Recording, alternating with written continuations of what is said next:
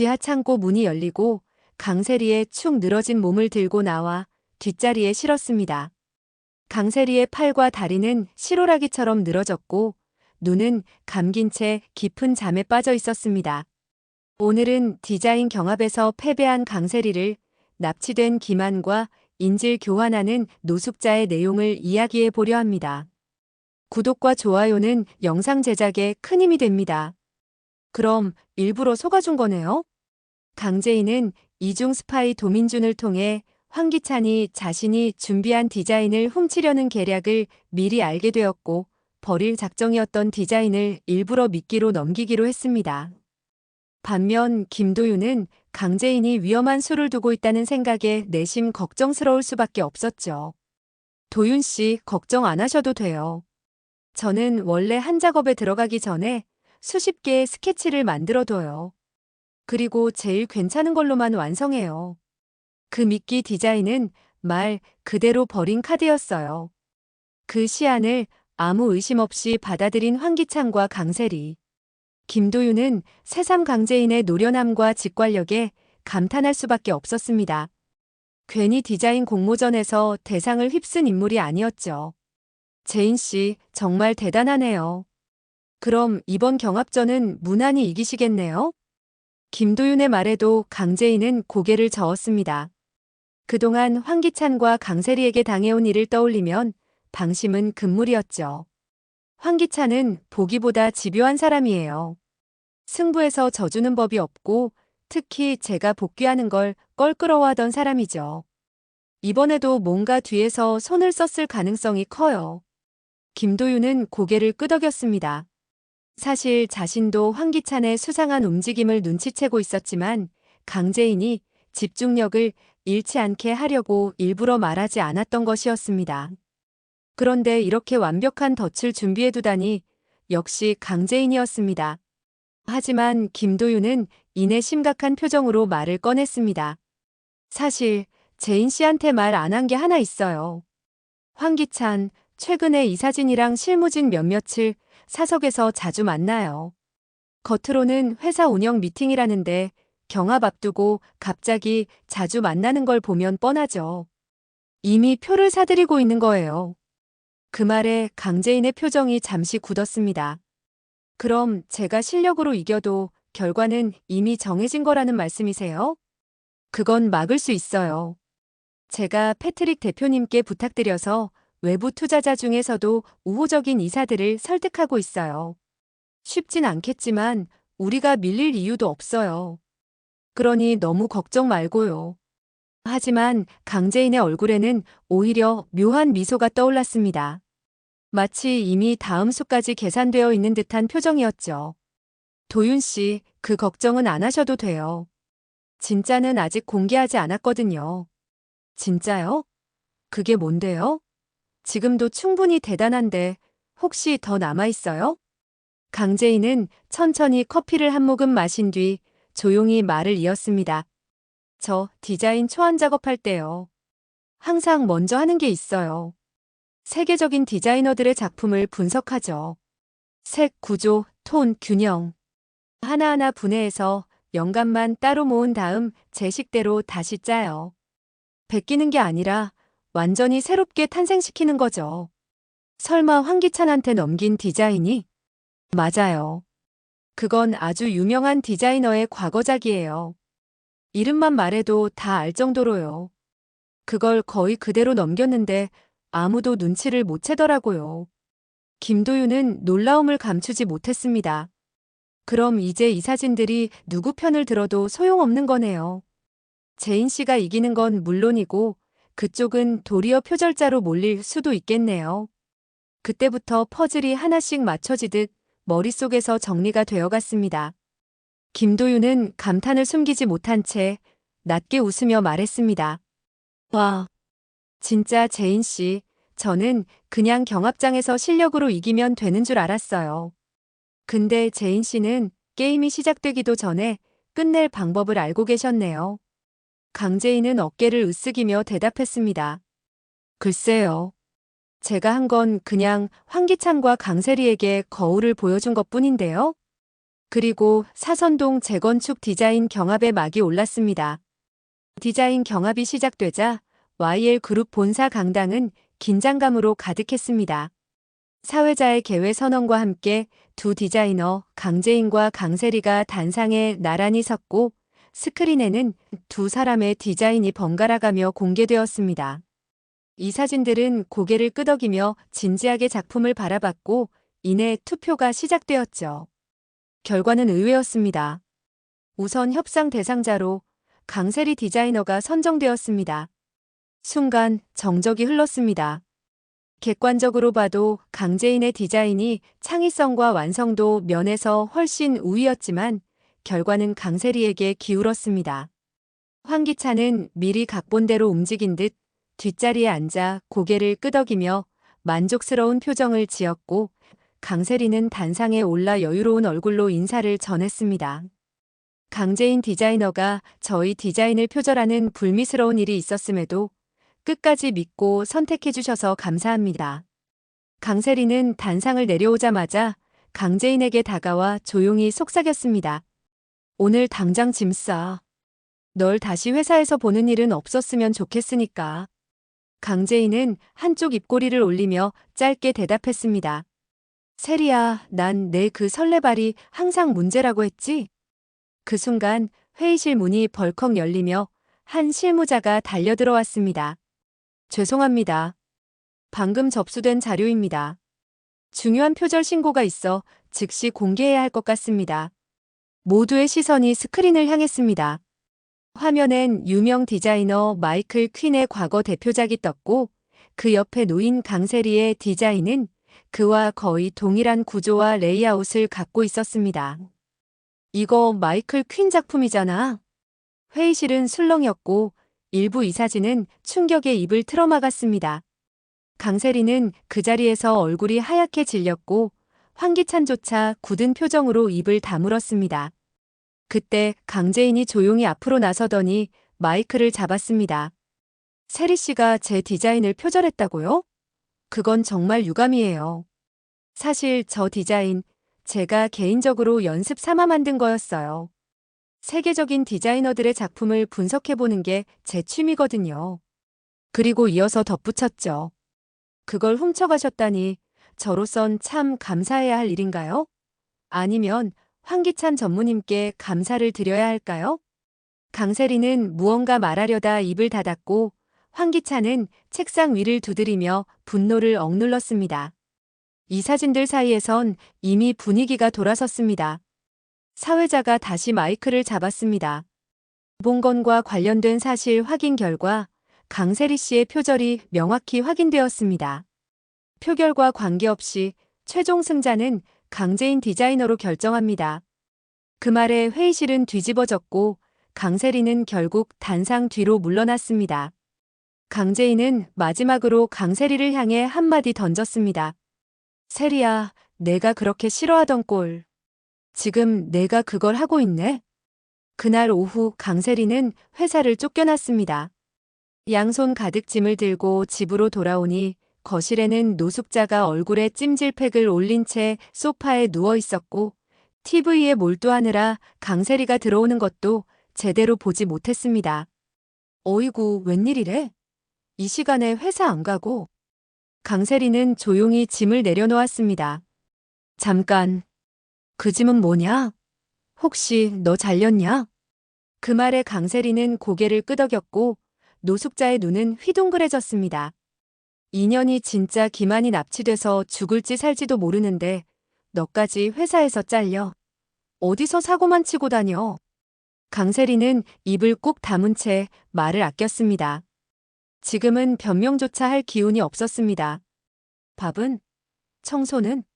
언제까지 이 집에 얹혀 살 거야? 빨래 쌓여 있는데 손 하나 까딱 안 해? 노숙자는 점점 고성을 지르며 날을 세웠고 강세리는 조용히 한숨을 내쉬며 자리를 피했습니다. 그날 밤 노숙자의 핸드폰에 다시 전화가 걸려왔습니다. 발신자 표시 제한. 여보세요? 내일까지야. 준비 안 했으면 이 녀석은 죽는다. 노숙자는 다급히 황기찬에게 연락했지만 이미 미국으로 출장을 떠났다는 사실을 전해 들었고 두 손으로 머리를 감싸며 무너져 내렸습니다. 그날 새벽 거실 불은 꺼지지 않았습니다. 노숙자는 침울한 눈으로 방 앞에 섰고 강세리는 깊은 잠에 빠져 있었습니다.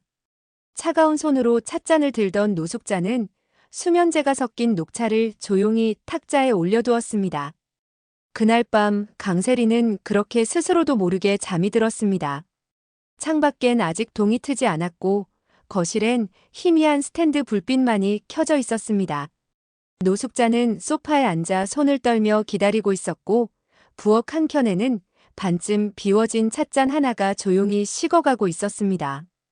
방 안에서는 여전히 깊은 숨소리가 들려왔습니다.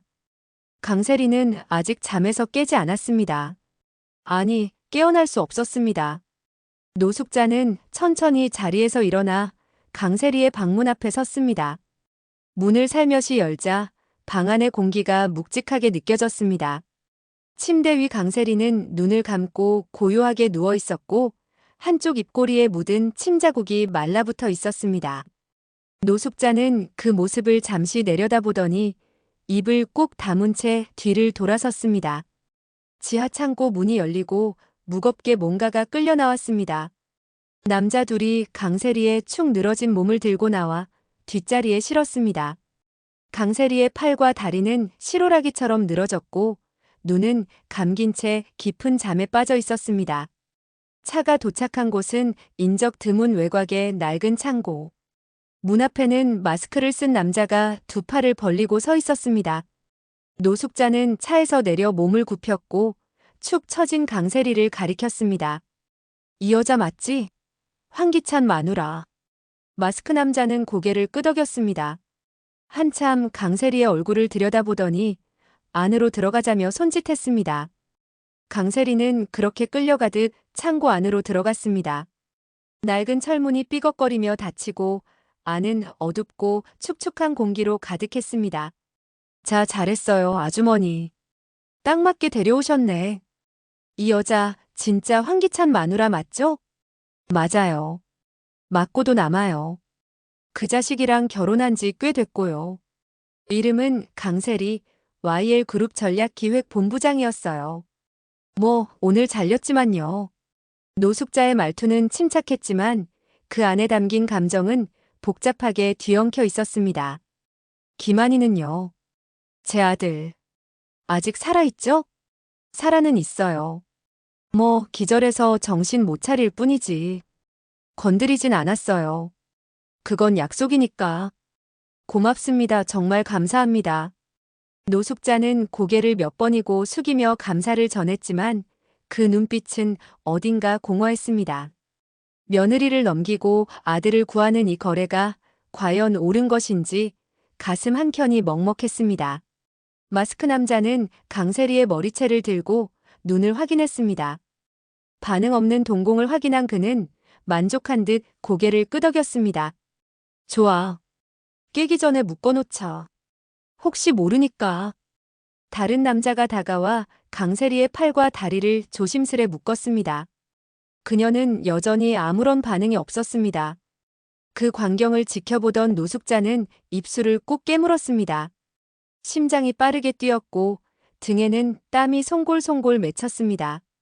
하지만 지금은 돌아갈 수 없었습니다. 혹시라도 이 여자가 정신 차리면 제 얘긴 안 하겠죠? 걱정 마세요, 아주머니. 어차피 자는 동안 이송됐고 눈 뜰 땐 우리가 직접 데려온 걸로만 기억날 거예요. 게다가 우리가 아주머니 이름 들먹이면 당신도 같이 위험해지니까. 그쪽도 입 다물고 계셔야죠? 노숙자는 천천히 고개를 끄덕였습니다. 이젠 말할 수 없는 비밀이 하나 더 생긴 셈이었습니다. 그러면 김한희는요? 언제 보내주시겠다는 거죠? 내일 밤. 장소는 추후에 문자로 보낼게요. 그 전에 돈 준비하세요. 50억. 말 바꾸면 끝이에요. 그 말에 노숙자의 얼굴이 굳었습니다. 50억이라는 금액이 머릿속을 몇 번이고 맴돌았습니다. 부동산 정리, 비자금 다 긁어도 될까 말까 한 금액. 그럼에도 불구하고 살려야 했습니다. 네, 알겠습니다. 꼭 준비할게요. 그리고 제발 부탁드려요. 우리 기만이 살려주세요. 노숙자는 그 말을 끝으로 창고 밖으로 천천히 걸어 나왔습니다. 바람이 부는 새벽길, 그녀의 발걸음은 한없이 무거웠습니다. 창고 안에서는 여전히 강세리가 꿈쩍도 하지 않은 채 묶여 있었고, 남자들은 그런 강세리를 둘러싸고 말을 주고받고 있었습니다. 이 여자 표정 보니까 성깔 장난 아니겠다. 깨어나면 난리 날걸. 그래서 더 재미있지. 우리도 한몫 챙겨야지. 그 말이 들리는 순간 강세리의 손가락이 아주 미세하게 움직였습니다. 눈꺼풀도 살짝 떨렸지만 아직 아무도 그 사실을 눈치채지 못했습니다. 커튼 없는 천장이 눈앞에 펼쳐졌습니다. 빛은 없었고 희뿌연 형광등 하나가 천천히 깜빡이고 있었습니다. 강세리는 눈꺼풀을 천천히 떴습니다. 이마에는 식은땀이 맺혀 있었고 뺨은 낯선 콘크리트 바닥의 차가움을 그대로 느끼고 있었습니다. 팔과 다리는 움직이려 해도 힘이 들어가지 않았고 무엇보다 입이 바싹 말라 있었습니다.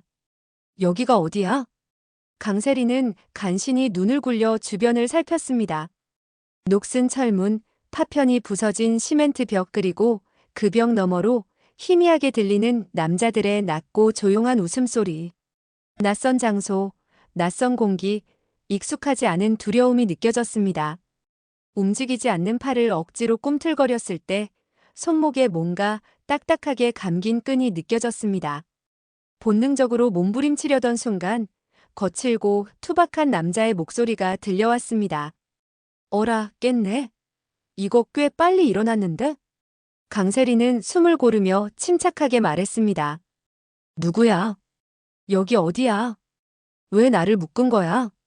두 남자가 다가왔습니다. 한 명은 슬리퍼를 질질 끌며 다가왔고 다른 한 명은 검은 야구 모자를 깊게 눌러 쓴 채 입가에 비웃음을 걸고 있었습니다. 이게 상황 파악이 안 되나 본데 여긴 내가 묻는다고 가르쳐줄 만큼 상냥한 데 아니야. 내가 누구냐고? 내가 왜 묶여 있냐고? 그건 우리가 널 데려왔으니까. 강세리는 차가운 눈빛으로 그들을 노려보았습니다. 여느 상황 같았으면 벌떡 일어나 냅다 뺨을 갈겼겠지만 지금은 꼼짝도 할 수 없었습니다. 내가 누구인지 몰라서 이러는 거야? 나 YL 그룹 강세리야.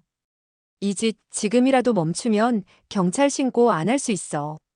야, 들었냐? YL 그룹이래. 어쩌라고? 강세리. 내 이름 우리가 모를까봐?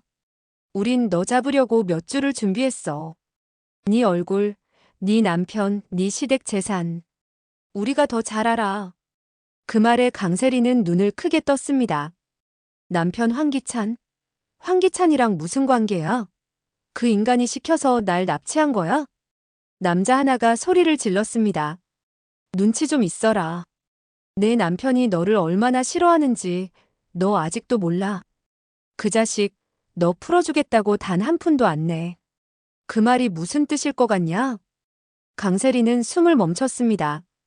차가운 말이 가슴 깊은 곳까지 찔러 들어오는 듯 했습니다. 그런데 그럼 누가 날 넘긴 건데? 그 순간 벽 너머 어둠 속에서 들려온 낮은 목소리. 마치 울 듯, 웃듯, 진동하듯 떨렸던 목소리. 너를 넘긴 건 내가 아니면 누가 했겠니? 강세리는 숨이 멎은 듯 그 소리에 몸이 얼어붙었습니다. 익숙한 듯 너무도 낯설고 잊고 싶던 목소리. 천천히 시선을 돌리자 어둠 속에서 노숙자가 걸어 나왔습니다. 말끔한 외출복 차림, 손에는 작은 쇼핑백이 들려 있었습니다. 그 안엔 강세리의 여권, 신용카드, 현금 일부가 들어 있었죠. 어머니. 강세리는 목소리를 떨며 말했습니다. 믿을 수 없다는 듯 입이 떨렸고 눈가가 경련쳤습니다. 왜 여기 있어요? 설마 어머니가 날 넘긴 거예요? 노숙자는 그 자리에 멈춰 섰고 한참을 말이 없었습니다. 그리고 천천히 입을 열었습니다. 내가 기만이 대신 가달라고 했을 때 그렇게 냉정하게 말하더라. 죽든 말든 상관없다고. 그때 결심했어. 인연은 더 이상 내 며느리가 아니구나. 그럼 내가 버린 기만이 내가 살려야 하니까. 내가 버렸다고요? 강세리는 미간을 찌푸렸고 벌컥 소리쳤습니다. 전 그냥 그 상황이 황당해서 그런 거예요. 내가 어떻게 납치범이랑 거래를 해요. 가족이면 다야? 말이 안 되잖아요. 말이 안 돼? 그래, 내 말이 맞아. 근데 세리야, 말이 안 돼도 엄마는 해. 내 새끼 살릴 수 있다면 뭔들 못하겠니? 그 말에 강세리는 그제야 뭔가를 직감한 듯 입을 닫았습니다. 입술이 하얗게 말라갔고 눈동자가 공허해졌습니다. 좋아. 다 알겠어. 나도 이제 다 내려놨어. 어차피 이 판 끝장이구나. 그럼 어머니, 내 말 하나만 기억해요. 노숙자는 그 시선을 피하지 못하고 눈을 내리깔았습니다. 죽고 사는 건 모르겠어요. 근데요, 이런 배신은 반드시 대가가 따라요. 그 말과 동시에 강세리의 눈빛은 차갑게 식어갔습니다. 거짓된 관계, 억지로 이어온 가족이라는 가면이 완전히 찢겨지는 순간이었습니다. 그리고 그 순간부터 강세리는 입을 굳게 다물었습니다. 그 어떤 울음도 분노도 터뜨리지 않았습니다. 오히려 조용히 눈을 감고 천천히 숨을 들이쉬었습니다. 싸움은 이제 시작일 뿐이라는 듯이. 이번 영상 여기까지입니다. 구독과 좋아요는 영상을 제작하는 데 큰 힘이 됩니다.